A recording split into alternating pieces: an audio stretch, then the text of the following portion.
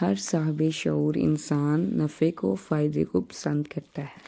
اسی وجہ سے ایک طرف انسان ہر وہ کام کرنا چاہتا ہے جس میں فائدہ زیادہ ہو، اور دوسری طرف اگر ایک کم نفع بخش کام سے زیادہ نفع دینے والا کام اس کے سامنے آتا ہے تو وہ ہمیشہ زیادہ مفید کے لیے کم مفید کو چھوڑ دیتا ہے۔ اللہ تعالیٰ نے انسان کو اسی فطرت کے پیش نظر اسے ایک ایسے بزنس کی طرف توجہ دلائی ہے جس میں ایک دے کر وہ 700 لے سکتا ہے۔ اس حقیقت کو انسان کے ذہن میں راسخ کرنے کے لیے ایک زندہ منظر کی مثال سے اسے سمجھایا ہے کہ جیسے ایک دانہ بوتے ہو تو اس سے 7 بالیاں اور ہر بالی کے اندر سے 700 دانے لے سکتے ہو، اسی طرح آج کا وہ صدقہ جو کل کے لیے کرو گے وہ 700 گنا تک بڑھ سکتا ہے۔ اس منظر سے انسان ایک ایسا یقین حاصل کرتا ہے جس کی وجہ سے وہ اس بزنس کے لیے تیار ہو جاتا ہے۔ اس کی نظریں ایک طرف اپنے حقیر کام پر پڑتی ہیں تو دوسری طرف فوراً ہی اپنے رب کی وسعتوں کی طرف نظر اٹھتی ہے۔ یہ بات انسان کو پرسکون کر دیتی ہے کہ وسعتوں والے رب کو اپنے بندے کی کم مائگی کا علم ہے۔ وہ اپنی وسعتوں سے کم کو زیادہ کر دے گا، کئی گنا بڑھائے گا، ایک دوں گا تو 700 لے لوں گا۔ یوں اس انوکھی تجارت کے لیے انسان کمر باندھ لیتا ہے۔ یہی تو وہ تجارت ہے جس میں کبھی خسارہ ہونے والا نہیں۔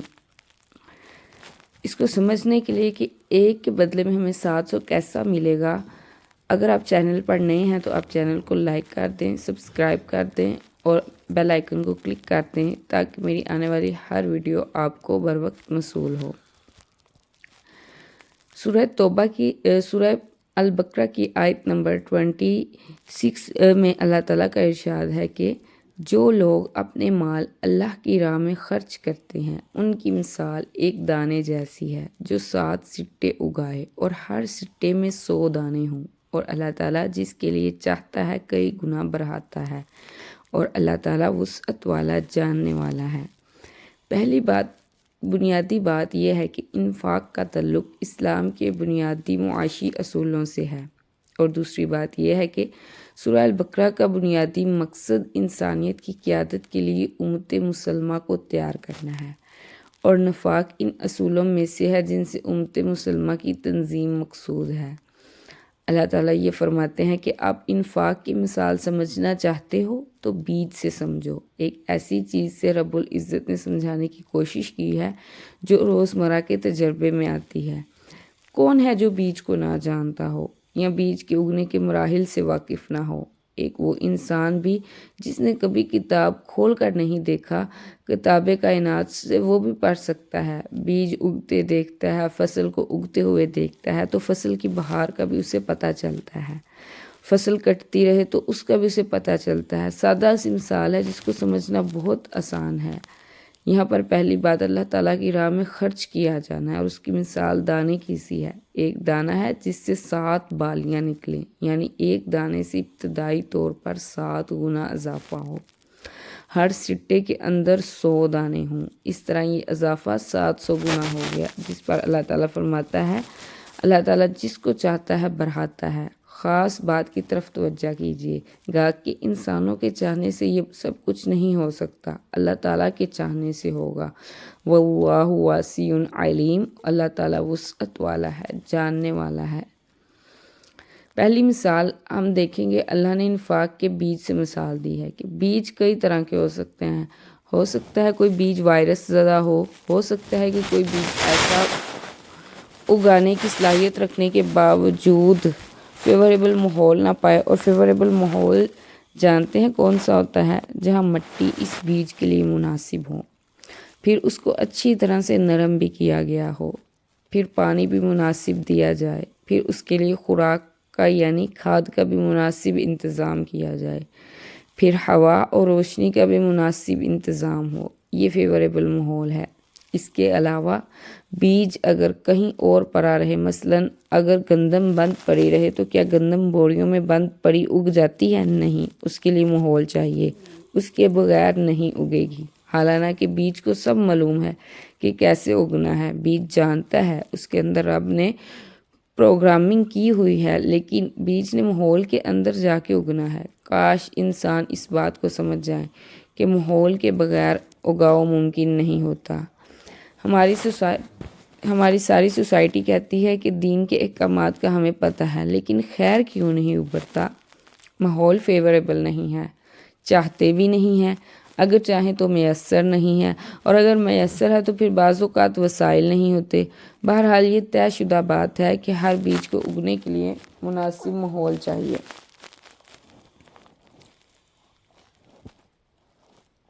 مناسب ماحول کے اندر ہی اگاؤ ممکن ہوتا ہے۔ دوسری بات یہ ہے کہ بیج کے اندر اگر اوریجنلی اگانے کی صلاحیت بھی ہو اور فیوریبل ماحول بھی ہو، لیکن بیج خود وائرس زدہ ہو، خراب ہو، تو وہ اگے گا تو صحیح، اس پہ سٹے بھی لگیں گے لیکن دانے نہیں لگیں گے۔ وائرس کی وجہ سے فائدہ نہیں ہو سکتا۔ جیسے کاٹن کے ایسے سیڈ ہوتے ہیں جن کو وائرس لگا ہوا ہوتا ہے، ابتدا میں پتہ نہیں چلتا کہ واقعی بیج خراب ہے۔ ہوتا یوں ہے کہ وہ اگتا ہے، بڑا بھی ہو جاتا ہے، پورا پودا بن جاتا ہے، پھر کیا ہوتا ہے، اس کے پتے خراب ہونے لگتے ہیں، اس کے اوپر کاٹن کے پھول نہیں لگتے، اس سے کاٹن حاصل نہیں کی جا سکتی۔ کیوں؟ اس لیے کہ بیج خراب ہے۔ اس سے اندازہ ہوتا ہے کہ اللہ تعالیٰ کے طریقہ کار کے مطابق تبدیلی کیوں نہیں آتی، انسانوں کے اندر تبدیلی مختلف طرح سے کیوں آتی ہے۔ جیسے بیج کو وائرس لگتا ہے، ایسے ہی اگر ایمان متاثر ہو جائے، ایک انسان منافق ہو جائے، کھوٹا انسان، تو اس کے اندر کبھی اگاؤ کی صلاحیت پیدا نہیں ہوتی۔ اس کے دل کی سرزمین سے اعتراضات اٹھتے ہیں اور وہ اعتراض کرتا ہے، اس کے دل کے اندر وسوسے پیدا ہوتے ہیں اور وہ دوسروں کے بارے میں شک میں مبتلا ہوتا ہے۔ اگر خرچ کر لے تو اسے یہ یقین کبھی حاصل نہیں ہوتا کہ اس خرچ کرنے کا مجھے فائدہ ہوگا، الٹا اضطراب، لہٰذا نقصان دہ پھل نہیں لگانا۔ انفاق کی وجہ سے تو انسان کو اطمینان ملنا چاہیے، اللہ تعالیٰ کی رضا کی وجہ سے دل کو تسکین ملنی چاہیے، لیکن یہ پھل منافق نہیں کھاتا۔ منافق کے دل سے ایسا ایمان نہیں ابھرتا جس کی وجہ سے اسے اللہ تعالیٰ کی رضا نصیب ہو جائے، جس کی وجہ سے اسے سکون نصیب ہو جائے۔ اللہ تعالیٰ نے بھی اپنی کتاب میں بات کی ہے، اللہ پر ایمان کی، فرشتوں پر ایمان کی، کتابوں پر، رسولوں پر، یوم آخرت پر ایمان کی، اسی طرح تقدیر پر ایمان کی۔ تو اس کا مطلب یہ ہے کہ ایمان ایک ہونے کے باوجود کہیں شاخیں رکھتا ہے۔ اللہ کے رسول اللہ صلی اللہ علیہ وآلہ وسلم نے فرمایا، ایمان کی 70 سے اوپر شاخیں ہیں۔ جب ہم ان شاخوں کو اسٹڈی کرنے لگتے ہیں تو ہمیں پتہ چلتا ہے کہ اعمال بھی ایمان کے ساتھ شامل ہو جاتے ہیں۔ ایمان کا آغاز اگرچہ لا الہ الا اللہ سے ہوتا ہے، لیکن ساری زندگی انسان کس طرح گزارتا ہے؟ یا تو اس کے ایمان میں کمی آ رہی ہوتی ہے یا اضافہ ہو رہا ہوتا ہے۔ اللہ کا جو حکم آ رہا ہوتا ہے اس کو مان لینا، دل سے تسلیم کر لینا ایمان ہے، اور اس کو نہ تسلیم کرنا، اس کے بارے میں شک میں مبتلا ہونا، اس کے بارے میں کسی قسم کا ڈاؤٹ ہونا ایمان کے نہ ہونے کی دلیل ہے۔ فرض کریں کسی کو انفاق کے حکم پر پورا یقین نہیں آتا، اس کا مطلب ہے کہ ڈاؤٹ ہے، اس ڈاؤٹ کے ساتھ انفاق نہیں ہو سکتا۔ اگرچہ انسان تھوڑا تھوڑا خرچ کرنا شروع بھی کر دے، خرچ کرتا بھی جائے، اسے انفاق نہیں کہہ سکتے، وہ فی سبیل اللہ نہیں ہے، اس کے رزلٹ بھی برآمد نہیں ہوں گے۔ کیوں؟ ڈاؤٹ کی وجہ سے۔ شک حق کے رستے کی رکاوٹ ہے۔ کسی حکم کا حق اگر دل کے اندر اتر جائے تو یہ ذرا جزوی بات ہے، ایک حکم بھی حق ہے، اللہ کی ذات حق ہے، تو اللہ کی ذات سے تعلق رکھنے والی ہر چیز حق ہے۔ اللہ تعالیٰ کا کلام حق ہے تو کلام کا ایک حصہ بھی حق ہے۔ جب حق کو آپ اندر نہیں اتاریں گے تو شک اترے گا، جب شک اترے گا تو نفاق اترے گا، اور نفاق اترے گا تو فائدہ نہیں ہوگا۔ انسان کام کر رہا ہوگا لیکن فائدہ نہیں ہو رہا ہوگا۔ اور کتنی عجیب بات ہے کہ ایک انسان اپنا مال لگائے اور اسے فائدہ ہی نہ ہو، نہ دنیا میں نہ آخرت میں۔ کتنی ہی چیزیں ہیں جو فائدہ نہیں پہنچنے دیتی۔ انفاق سیریز جس کی دوسری کڑی آپ کے ہاتھوں میں ہے۔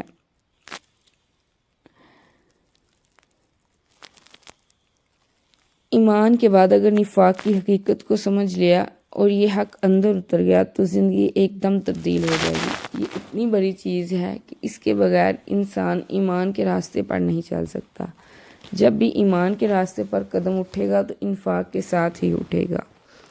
اس قدم کو اٹھا کے یا تو انسان اپنی صلاحیت لگا رہا ہوگا یا وقت لگا رہا ہوگا یا مال لگا رہا ہوگا۔ ایمان کے ساتھ انفاق ہو تبھی اللہ کی کتاب سے ہدایت فائدہ اٹھانے کا موقع مل سکتا ہے۔ اس کے بغیر تو کتاب بھی سمجھ نہیں آئے گی، اس کے بغیر ہدایت نہیں ملے گی، اس کے بغیر اللہ کا طریقہ کار سمجھ نہیں آئے گا۔ اگر ایک حکم پڑا ہے تو حکمت سمجھ لیں، اور حکمت جانتے ہیں کب سمجھ آتی ہے؟ جب انسان کے دل میں خواہش ہوتی ہے، وہ ارادہ کرتا ہے، دعا کرتا ہے، پھر اللہ تعالیٰ حکمت دیتا ہے۔ انسان خود نہیں اچیو کر سکتا۔ مثلاً آپ چاہیں کہ میں خود ہی سمجھ جاؤں، کبھی نہیں سمجھ سکتے۔ اللہ پاک فرماتے ہیں جس کو حکمت دی گئی اسے خیر کثیر دی گئی۔ یہ سورہ بقرہ کی 269 آیت ہے۔ دی گئی سے کیا مراد ہے کہ دینے والا سورس کوئی اور ہے اور یہ باہر سے ملی ہے۔ اور حکمت کیا ہے؟ معمولات کی سمجھ، احکامات کی سمجھ، فیصلہ کرنے کی قوت۔ انسان ساری زندگی فیصلے ہی تو کرتا ہے۔ مثال کے طور پر آپ نے انفاق کے بارے میں پڑھا اور آپ اللہ کی راہ میں خرچ کرنے کا فیصلہ کر لیں، اس کا مطلب یہ ہے کہ آپ کو حکمت مل گئی۔ اور اگر آپ کوئی فیصلہ کرنے کی پوزیشن میں نہیں آتے تو اس کا مطلب یہ ہے کہ آپ کو حکمت نہیں ملی۔ اس موڑ پر اللہ سے دعا کرنے کی ضرورت ہے، لیکن یاد رکھیے گا اللہ تعالیٰ طلب کے مطابق دیتے ہیں۔ جتنا آپ کے دل کے اندر وسعت ہوگی، جتنا آپ چاہیں گے، وسعتوں والا رب اتنی وسعت دے گا۔ اللہ تعالیٰ نے انفاق کے احکامات کو بیان کرتے ہوئے سب سے پہلے جو اپنی صفت متعارف کروائی وہ یہ ہے کہ واللہ واسع علیم، اللہ تعالیٰ وسعت والا ہے، جاننے والا ہے۔ اللہ تعالیٰ جانتا ہے کہ کس کے دل کے اندر کتنی طلب ہے، کس کو کتنی سچی خواہش ہے، کتنی بڑی تمنا ہے۔ وہ مولا جو علیم بذات الصدور ہے، جو طبیعت کے میلان کو بھی جانتا ہے، ہمارے رجحان کو بھی جانتا ہے، وہ جو اندر رچی بسی خواہش کو جانتا ہے، اس مولا سے مانگنا ہے کہ وہ ہمیں انفاق کی حکمت عطا کرے، ہمیں اس معاملے کی سمجھ عطا کرے اور ہمارے دلوں کے اندر اس کی حقیقت اتر جائے۔ جب اس کی حقیقت سمجھ آ جائے گی تو امت مسلمہ کی بہتری اور اس کے غلبے کے لیے کوشش ہونا ممکن ہو جائے گی انشاءاللہ تعالی۔ یہاں ہم نے دو باتیں دیکھی، ایک تو یہ کہ بیج وائرس زدہ ہوگا تو اس پر پھل نہیں لگے گا چاہے وہ اگ آئے۔ دوسری بات ہم نے یہ دیکھی کہ ماحول فیوریبل نہ ہو تب بھی بیج نہیں اگتا۔ اب ہم فیوریبل ماحول کو بھی دیکھیں گے۔ بیج کے لیے سوئل چاہیے، ہوا بھی چاہیے، روشنی بھی چاہیے، کھاد بھی چاہیے، پانی بھی چاہیے۔ اسی طرح اگر آپ انفاق کے بیج کو اپنے دل کی سرزمین پر اگانا چاہتے ہیں تو کیا چاہیے؟ دل کے اندر نرمی چاہیے۔ یہ سرزمین ایسی ہے کہ اللہ تعالیٰ نے اس میں اگنے کی صلاحیت رکھی ہے، یہ اگا سکتی ہے، لیکن اس سرزمین کو نرم کرنا پڑتا ہے۔ نرم کیسے ہوگی؟ جب کسان ہل چلائے گا۔ یہ دل تو اللہ کی دو کریم انگلیوں کے درمیان ہے، اس دل پر اللہ تعالیٰ کا قبضہ ہے اور وہ بدل سکتا ہے، اس دل کے حالات و واقعات کو وہ نرم کر سکتا ہے۔ ہم جتنی بھی کوشش کریں توفیق اس کی دی ہوئی ہے۔ دل کی سرزمین کو نرم کرنے کے لیے اللہ تعالیٰ نے موت و حیات کے راز کو سمجھایا، اور اب اللہ تعالیٰ انفاق کا بیج ڈالنا چاہتے ہیں تاکہ یہ اگ آئے۔ اس کے لیے اللہ تعالیٰ نے ایک ماحول فراہم کیا ہے۔ یہ آیات جب اتری تو محمد رسول اللہ صلی اللہ علیہ وسلم نے گھر بیٹھ کر اکیلے تلاوت نہیں کر لی۔ آپ صلی اللہ علیہ وسلم نے صحابہ کرام رضی اللہ عنہ کو یہ بات سکھائی، یہ آیات سکھائیں، انہیں سمجھایا، اور ان کے شعور کے اندر اتنی روشنی ہوئی کہ انہوں نے اس حکم کو قبول کر لیا۔ انبیاء علیہ السلام کے بعد علم والوں کا یہ فریضہ ہے کہ وہ دلوں کی سرزمین میں یہ بیج اگا دیں، اس کو مسلسل پانی دیں، اس کے لیے مسلسل ایسا انتظام کریں جس کی وجہ سے فیوریبل ماحول رہے، جس کی وجہ سے انفاق ہوتا رہے۔ انسان مستقل طور پر انفاق کو قبول کر لے، تب یہ ممکن ہے کہ ایک بیج سے 7 سٹے اگیں اور ہر سٹے پر 100 دانے ہوں۔ جو مال خرچ کیا جاتا ہے اس کی مثال اللہ تعالیٰ نے بیج سے دی ہے۔ یہ بیج 700 بیج کیسے بن سکتا ہے؟ اللہ تعالیٰ فرماتے ہیں ان لوگوں کی مثال جو اپنے مال اللہ کی راہ میں خرچ کرتے ہیں بیج جیسی ہے۔ آپ الفاظ دیکھیے، بیج اگائے، 7 سٹے، کیسا خوبصورت منظر ہے۔ کہ ایک بیج اگ رہا ہے، ایک بیج سے 60 سٹے اگ آئے اور ہر سٹے میں اب کیا ہو رہا ہے، اندر تبدیلی آ رہی ہے۔ ہر سٹے میں 100 دانے ہیں۔ اللہ تعالیٰ فرماتا ہے اور اللہ تعالیٰ بڑھا دیتا ہے جس کے لیے وہ چاہتا ہے۔ اللہ تعالیٰ کس کے مال کو بڑھاتے ہیں؟ جو مال خرچ کرتے ہوئے گہرے اخلاص اور سچائی کے ساتھ مال کو خرچ کرے، گہرے جذبے کے ساتھ، دل کی لگن کے ساتھ، اللہ تعالیٰ کی رضا کی خاطر، ایک اللہ تعالیٰ کی خوشی کے سوا اس کے سامنے کوئی دوسرا مقصد نہ ہو۔ جو رب ایک دانے سے 700 دانے نکال سکتا ہے، وہ 1 روپے کو ترقی دے کر 700 روپے بھی کر سکتا ہے۔ وہ صدقے میں دی جانے والی ایک کھجور کو 700 کے برابر کر سکتا ہے۔ وہ اسی طرح 1 گرام کو 700 گرام تک کر سکتا ہے، چاہے وہ لوہے کا ہو، گولڈ کا ہو یا کسی اور چیز کا۔ کسی نے اللہ کی راہ میں 1 گلاس دودھ خرچ کیا تو 700 گلاس ملیں گے۔ جو بھی چیز ہو، چھوٹی ہو یا بڑی، اللہ تعالیٰ کو یہ نہیں دیکھنا کہ کون کتنی بڑی چیز لے کر آیا ہے۔ اللہ تعالیٰ کو تو یہ دیکھنا ہے کہ کون کتنا سچا جذبہ لے کر آیا ہے، کون کتنا خالص جذبہ لے کر آیا ہے۔ اللہ تعالیٰ نے بیج سے تشبیہ دے کر فطرت انسانی کو جھنجھوڑا ہے۔ ایسا لگتا ہے کہ دل کی سرزمین میں ایک ارتعاش سا پیدا ہو گیا ہے، جیسے کھرے پانی میں کوئی پتھر پھینک دے تو بھنور سے بننے شروع ہو جاتے ہیں۔ ایسے ہی انسان کے دل کے اندر بھی تبدیلی آتی ہے۔ اللہ نے یہ بات بتائی ہے تو دل کے اندر ایک عجیب سی ہلچل پیدا ہو گئی ہے۔ اس ہلچل کو آپ محسوس کر سکتے ہیں۔ کیا میرا دل ایسا ہے جس میں اگانے کی صلاحیت ہو؟ کیا میرا دل ایسا ہے جس کے اندر جو بیج ڈالا جا رہا ہے وہ بیج بالکل صحیح ہو؟ کیا میرے دل کے اندر جو بیج بویا جا رہا ہے اس کے لیے فیوریبل ماحول ہے؟ کیا مجھے فیوریبل ماحول میسر ہے؟ الحمدللہ ماحول بھی ہے، اور بیج ڈالنے کے لیے اللہ نے سمجھایا بھی اس انداز سے ہے کہ بات سمجھ آنا شروع ہو گئی ہے۔ اس کا مطلب ہے اگنے کی صلاحیت موجود ہے۔ اللہ نے فطرت انسانی کو اس طرح جھنجھوڑا ہے کہ اللہ کی راہ میں خرچ کو ایک زندہ حقیقت کے طور پر پیش کیا کہ یہ دیکھو، یہ بیج اگے گا سٹے اور یہ دانے نکلیں گے دانے۔ یہ دیکھو، تم نے بھرتا ہوا دیکھ لیا، ایک بیج کو تم دیکھ سکتے ہو کہ 700 میں تبدیل ہو سکتا ہے۔ ویسے بھی ابھی تک جو انسانوں نے ریسرچز کی ہیں، اتنا بڑا ٹارگٹ انسان اچیو نہیں کر سکے۔ اب تک جو تحقیقات سامنے ہیں کہ ایک بیج سے 200-250 دانے تک اس کے اندر جوش و خروش پیدا کیا گیا ہے۔ یہ عملی تیاری سے پہلے ذہنی تیاری ہے۔ عمل سے پہلے اس ذہنی تیاری کی ضرورت ہوا کرتی ہے۔ اللہ تعالیٰ فرماتے ہیں واللہ واسع علیم، اللہ تعالیٰ وسعت والا ہے، جاننے والا ہے۔ اللہ تعالیٰ نے ایک طرف اپنی وسعتوں کو رکھا ہے کہ دیکھو اللہ تعالیٰ کیا کچھ دیتا ہے، اور دوسری طرف یہ احساس دلایا ہے کہ تم مانگو تو صحیح، الواسع سے کیا کچھ نہیں پا سکتے، وہ تمہارے دل کے حال کو جانتا ہے، اس کو معلوم ہے۔ یہاں 2 چیزیں توجہ طلب ہیں۔ ایک تو یہ کہ اللہ کی راہ میں کون ہے جو اپنا مال خرچ کر دیتا ہے؟ وہ جس کا معاشی نقطہ نظر تبدیل ہو جائے، وہ جو ذاتی اغراض سے بالا تر ہو جائے۔ بظاہر یہ باتیں سادی سی چھوٹی سی ہیں، لیکن اپنے اندر ایک داستان رکھتی ہیں۔ وہ جو اخلاقی مقاصد کے لیے جینا چاہے، ذرا اپنے آپ سے پوچھ کر تو دیکھیے، کیا میرے لیے ذاتی غرض بڑی ہوتی ہے یا امت کی اغراض بڑی ہوتی ہیں؟ یہاں سے آپ اپنے آپ کو ایک روشن جہان میں داخل کر سکتے ہیں۔ یہاں سے آپ اپنا رخ موڑ سکتے ہیں۔ آپ کے نزدیک پوری امت مسلمہ مسلم کمیونٹی زیادہ اہمیت رکھتی ہے یا ذاتی مسائل، گھر، بچے اور دیگر مسائل زیادہ اہمیت کے حامل ہیں؟ کیا کہتے ہیں آپ؟ ابھی تک کی جو صحیح صورتحال ہے وہ کیا ہے؟ کیونکہ اگر کام جو ہونا ہے وہ تو اسی گراؤنڈ پر ہوگا۔ زمین کا تو جائزہ لینا چاہیے کہ کیا چیز آپ کے لیے موسٹ امپورٹنٹ ہے۔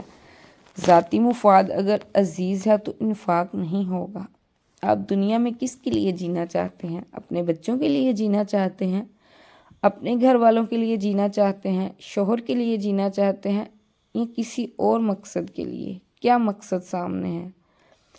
اولاد کی تربیت بھی تو امت مسلمہ کو ساؤنڈ کریکٹر پرووائڈ کرنے کے لیے ہے، نو ڈاؤٹ۔ بات یہ ہے کہ اولاد خرچ کرنے کے لیے تو اللہ تعالیٰ پہلے حکم دیتا ہے، لیکن جانتے ہیں ہم اولاد پر کیوں خرچ کرتے ہیں؟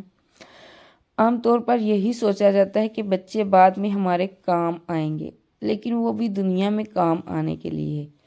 وہاں پر بھی یہ خیال نہیں ہوتا کہ اولاد پر اس طرح خرچ کریں کہ اولاد آخرت میں ہمارے کام آئے، کیونکہ اولاد کو ہم دنیا کا بنانے کے لیے خرچ کرتے ہیں۔ کیا ایسا نہیں ہے؟ اولاد کو اگر اللہ تعالیٰ کا بنانے کے لیے خرچ نہ کیا تو پھر 1 سے 7 سو نہیں مل سکتے۔ جس طرح کا ایٹماسفیئر ہے، کیا اس کے مطابق مقصد بھی ضروری ہے؟ آپ کیا سمجھتے ہیں کہ اخلاقی مقاصد کے لیے جینے کی ضرورت ہے؟ اخلاقی مقاصد کون سا ہے؟ دنیا میں 2 طرح کے مقاصد ہیں۔ ایک وہ مقاصد ہیں جو ذاتی مفاد کے تحت بنتے ہیں، اور دوسرے ذاتی مفاد سے بالا تر اعلیٰ ترین مقاصد ہوتے ہیں جو اخلاقی مقاصد کہلاتے ہیں۔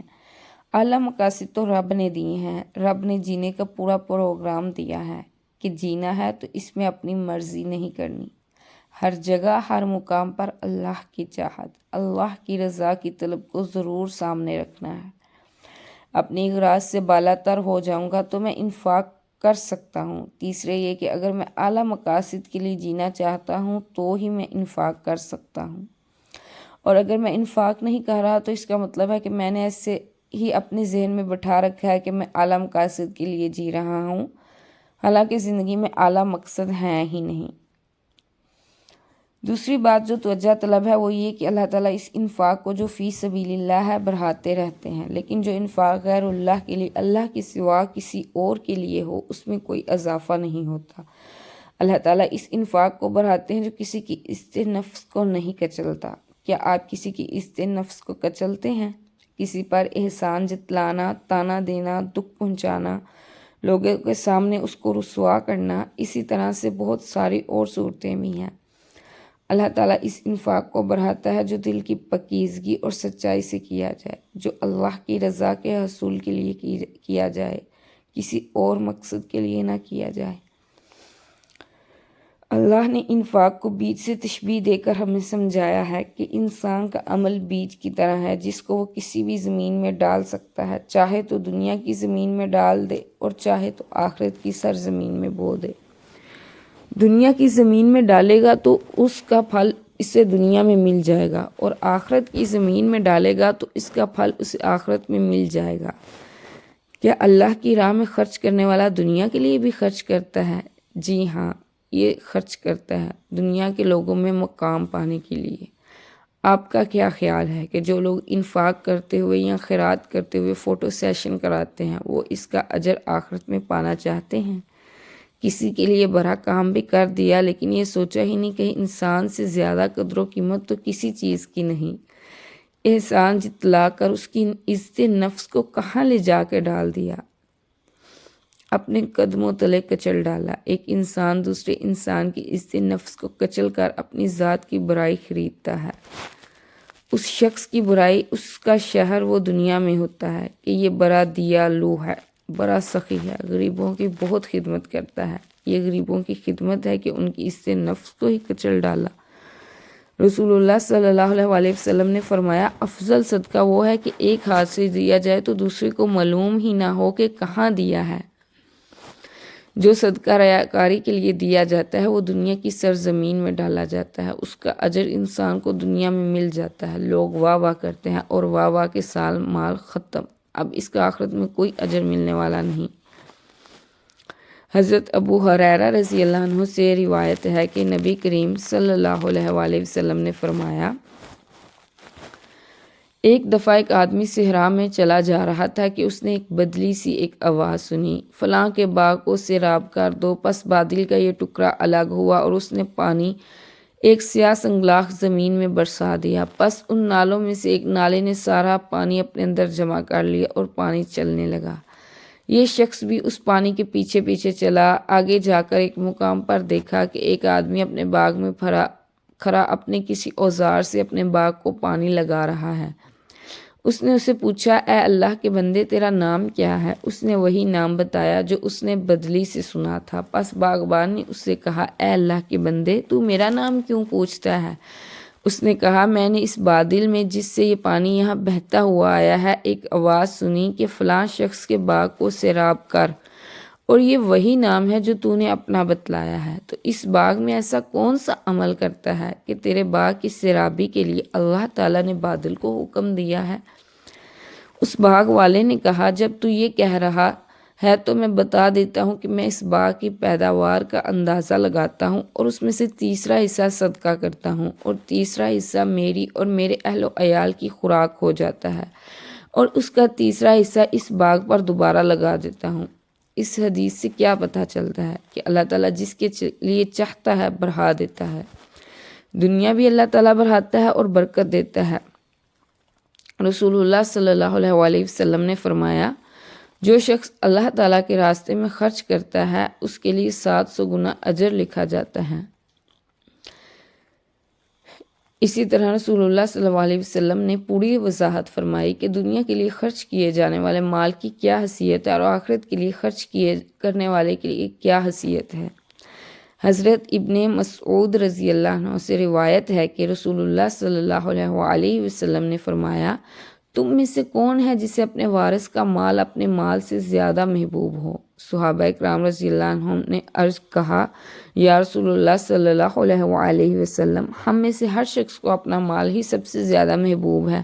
تو آپ صلی اللہ علیہ وسلم نے فرمایا پس انسان کا مال تو وہی ہے جو اس نے صدقہ خیرات کر کے آگے بھیجا اور اس کے وارث کا مال وہ ہے جو وہ پیچھے چھوڑ گیا۔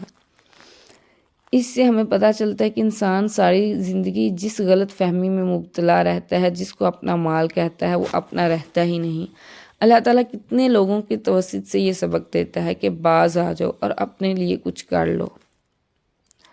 مثال کے طور پر جو والدین اپنی زندگی میں اپنے بچوں کے نام پر اپنی پراپرٹی لگوا دیتے ہیں وہ بچوں کی نظر سے گر جاتے ہیں۔ وہی بچے ان کے ساتھ ایسا سلوک کرتے ہیں جیسے کوئی تعلق ہی نہ ہو، جیسے وہ ان پر بوجھ بن گئے ہوں، جیسے وہ غیر ضروری ہو گئے ہوں۔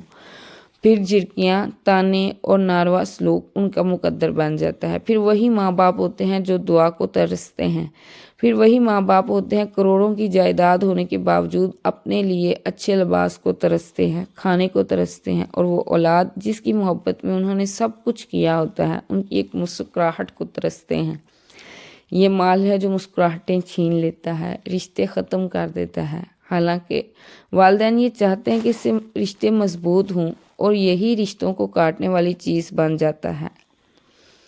رسول اللہ صلی اللہ علیہ وسلم نے اتنی خوبصورت مثال دی ہے کہ دیکھو تمہیں اپنا مال زیادہ عزیز ہے یا اپنے وارثوں کا؟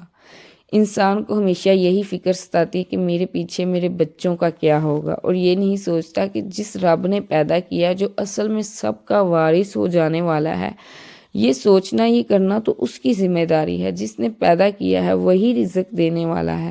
ہمارے ورثے کی وجہ سے کسی کو کتنا فائدہ پہنچ جائے گا۔ اپنے بچوں کے لیے بچا کے رکھنے کا جو جذبہ ہے اس کو رسول اللہ صلی اللہ علیہ وسلم نے ہائی لائٹ کیا ہے کہ اب کیا کہتے ہو، آپ کو اپنا مال عزیز ہے یا وارث کا مال؟ لوگوں نے کہا کہ اپنا زیادہ عزیز ہے، تو آپ صلی اللہ علیہ وسلم نے واضح کیا ہے کہ جو آپ پیچھے چھوڑ جاؤ گے وہ تو وارث کا مال ہے، اور جو آپ آگے بیچ دو گے وہ آپ کا مال ہے۔ توجہ کس طرف دلائی ہے کہ آگے بیچ دو۔ لوگ کہتے ہیں پھر بچوں کا کیا ہوگا؟ جو رب آپ کو دے سکتا ہے کیا آپ کے بچوں کو نہیں دے سکتا؟ انسان اپنے آپ کو رزاق کے مقام پہ رکھ لیتا ہے، اسی لیے پھر دنیا میں بھی اس کے نتائج بھگتتا ہے۔ اب ماں باپ ضرور بنے، رزاق نہ بنے۔ جب ماں باپ رزاق بن کے بچوں کے سامنے آتے ہیں تو اصل رزاق سے بچوں کا رشتہ کاٹ دیتے ہیں۔ پھر وہ خالق اور مخلوق کے رشتے پر تشہ چلاتے ہیں، وہ اس رشتے کو کاٹ ڈالتے ہیں جس کو جوڑنے کا اللہ نے حکم دیا ہے۔ سورہ بقرہ کی آیت نمبر 27 میں اللہ ارشاد فرماتا ہے بیچ میں کون آیا؟ والدین، اور سزا جانتے ہیں کیا ملتی ہے؟ اپنی اولاد اپنی ہی نہیں رہتی۔ جس کو اصل خالق کا نہیں بنایا وہ ماں باپ کی کیسے بن سکتی ہے؟ وہ اولاد ماں باپ کی نہیں بن سکتی۔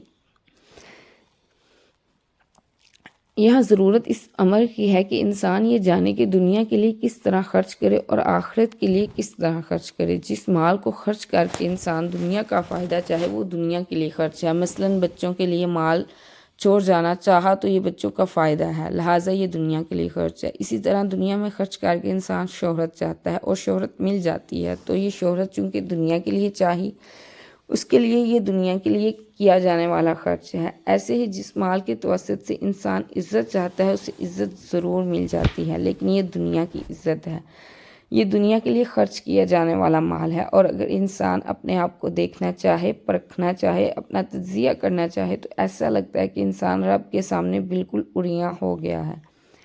واقعی انسان کی کوئی بات چھپی ہوئی نہیں ہے۔ دنیا کے لیے کیے جانے والے خرچ کا بدلہ اللہ تعالیٰ دنیا میں دے دیتا ہے اور خرچ کا بدلہ آخرت میں نہیں ملے گا۔ یہاں بھی مجھے ایک سر نے کہا تھا کہ آپ نے ایک حدیث کو بیان، مطلب کہ آپ نے بھی اللہ کی راہ میں خرچ کرنا ہے۔ میں نہیں دیکھ رہا لیکن اللہ دیکھ رہا ہے۔ بے شک اللہ دیکھ رہا ہے، تو میں بھی یہ ریاکاری نہیں کر رہی۔ اگر میں ریاکاری کروں تو اللہ مجھے اس سے بچائے۔